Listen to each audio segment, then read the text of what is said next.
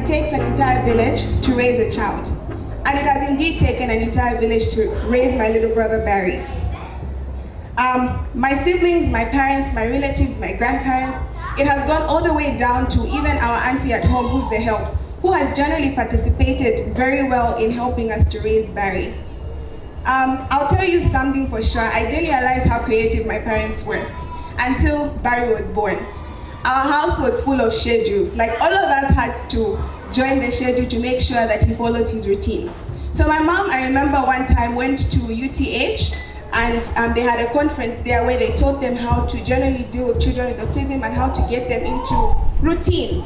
So you know, for most of us, certain routines come naturally. For example, getting up in the morning. And you know, when you get up, you need to bath, you need to get ready for school or work, you need to have your breakfast. For us, we had to teach Barry all those steps. So my mom put schedules all over the house. Now imagine you walk into our house and there's papers everywhere. So when he wakes up, he'll have to go to the schedules and he'll say, okay, what is it now? Waking up time. So he'll have to pick it out and say, okay, it's time to wake up, Barry. And he's already awake, but it will be, it's time to wake up. And we would move on from time to wake up to time to bath. Because if you don't follow the schedule, then we have a whole tantrum.